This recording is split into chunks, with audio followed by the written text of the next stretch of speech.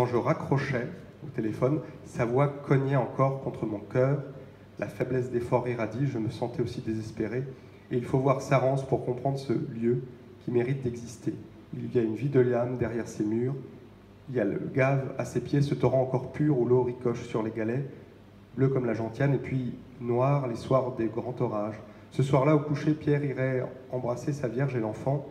Il dirait pardon de ne pas être à l'auteur, mais il demanderait surtout de l'aide. Encore. La mort même ne saurait balayer 50 ans de charité dans la vallée. Voilà, on retrouve ces voix qui nous parlent, qui vous parlent. Oui, oui, et puis non, c'était très beau, c'est qu'en fait, du coup, bah, moi je suis resté en contact avec lui, on s'appelait un peu, puis moi c'était aussi pour mon, parce que j'avais des petites précisions pour le livre, etc. Et puis en fait, alors que moi je l'avais toujours vu assez fort, il m'appelait, moi il m'a appelé complètement désespéré, en me disant que beaucoup de gens qui l'aidaient étaient partis, beaucoup de certains qui avaient arrêté de boire, étaient retombés dans l'alcool, étaient retombés dans leur travers. Et là j'avais cette voix vraiment, mais une voix tellement justement, une voix tellement faiblarde, tellement au bout du bout. Moi j'étais là, donc à Paris, j'étais complètement... C'était désespérant, quoi. C'était triste, je me disais, mince, même lui craque, quoi. Même lui craque. Et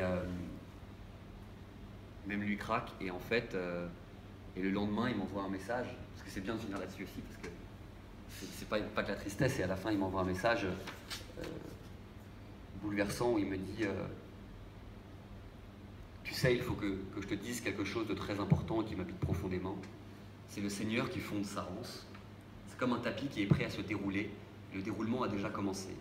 Pour nous, notre très grande action, parce que nous en avons une à mener, c'est d'aider à décoincer le tapis quand il rencontre des obstacles. Et enfin, il terminait avec ces mots d'Isaïe. Dans la conversion et le calme est votre salut, dans la sérénité et la confiance votre force. Heureux celui qui attend l'heure de Dieu. Et donc il me disait qu'il allait retrouver toute une grande paix, etc. Et donc moi, c'est vrai que après, je m'ai vachement lié à ce lieu-là. Et avec des copains, j'ai appelé des copains qui sont venus l'aider pour faire le jardinage, pour accueillir, pour faire la cuisine, etc. On s'était un peu remis, etc. Et puis en ce moment, le monastère se passe très bien. Et ce qui est formidable, c'est que le livre aide un peu, aide son projet de monastère. Donc c'est chouette, c'est trop chouette. Mais oui, c'était incroyable, cette espèce d'homme très fort qui tout d'un coup avait cette faiblesse. Et je parle justement du faux silence de Sarance parce que j'entendais la voix, c'était tout ça, c'était la voix au téléphone et je revenais dans mon livre complètement et je le vivais. C'était chouette. Merci beaucoup, voilà. Pierre-Adrien. Ah, merci. Donc des âmes simples et Lapis Pasolini chez les Équateurs littératures. Oui. J'ai encore une petite question en fait. Oui. Je peux la dire directement. Vous pensez que, en fait, avec Salo, parce que en fait Pasolini c'est quelqu'un de très sensible, ouais. Vous pensez qu'avec le film Salo, est-ce que c'est vraiment en fait, il y a une volonté de vomissement du côté obscur de l'homme. Ouais, à mon avis, je pense que ce film, c'est une sorte de vomissement justement de purification. Vous voyez ce que je veux dire? Bien sûr. Ouais. Et parce que, en fait, c'est la dénonciation de ce qui est mal en l'homme. Et même parce que même moi je ne connaissais pas du tout un poète, c'est quelqu'un de très sensible. Ouais, bien sûr. Et c'est vrai que dans Salo, on ressent ça. On ressent ça, on voit le côté poète de l'homme, c'est vraiment ce qu'on ressent. Quoi. Bah oui, puisque Salo, c'est dans sa grande idée, il disait il y a un moment il faut tout désacraliser, ouais. Mais pour revenir au sacré. C'est ça, voilà. Et c'est ça, c'est Salo, bien sûr. Exactement. Et il faut comprendre ça pour ça. Voilà, en fait, il cherche du mot cette joie. Ouais. Après ce vomissement, justement, bien sûr. C'est ça, en bien fait. sûr. Ouais. Exactement. C'est très juste, le vomissement, j'aime bien ce mot. C'est ça. C'est ça, ouais. C'est ça, ouais. Bien sûr. D'ailleurs, on se sent mieux quand on a vomi. Ouais, c'est ça. On va pas finir là-dessus.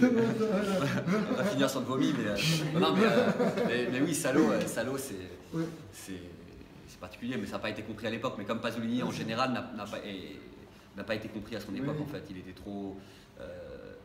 on en parlait tout à l'heure, mais même sur la télévision, alors que la télévision arrivait, que pour les gens c'était aussi un moyen d'émancipation, de liberté, mais lui a vu complètement direct l'envers de l'autre côté de l'écran, entre guillemets, et les gens n'étaient pas prêts à entendre ça, en fait. Et c'est pour ça qu'aujourd'hui il est très actuel, il est très, ouais, c'est formidable, Pasolini, etc., mais à l'époque on n'était pas du tout prêts à l'entendre. Ouais. Et c'était, je ne sais plus quel critique qui a dit, parce que Salo est sorti, Pasolini a été assassiné, qui dit si Pasolini était vivant au moment de Salo, on l'aurait tué pour ce film. Donc, ouais, Salo, c'est particulier, mais c'est... Mais comme quoi, en fait, on évolue dans le bon sens. Ouais. En fait, on ose maintenant. Oui, ouais, bien sûr. Voilà. Et puis, non, mais c'est aussi parce qu'il y a une nécessité aujourd'hui. Ouais, On est quand même vachement au fond aussi. Exactement. On a touché sur pas mal de sujets, on a touché le fond quand même. Donc il y a la nécessité et l'urgence de Pasolini, bien sûr. Voilà, ouais. Et puis ce que je trouve formidable en Pasolini, parce que bon, un des intellectuels aujourd'hui, on a l'impression, on a l'appel, on parle que d'intellectuel. Pasolini, ce qui est formidable, c'est que c'est pas qu'un intellectuel, c'est avant tout un poète. Et en fait, ce qui manque aujourd'hui, c'est un manque cruel de poésie. Et Pasolini, quand il parle du drame écologique, il parle de la disparition des lucioles. C'est quand même sympa. C'est quand même beau, c'est quand même. Donc il a compris que ça passait par la beauté, par la poésie, quoi. Que le grand combat, il a compris que la poésie sauverait le monde, quoi. Donc c'est ça qui est formidable. Voilà. La poésie sauvera le monde, c'est une belle conclusion. Bravo.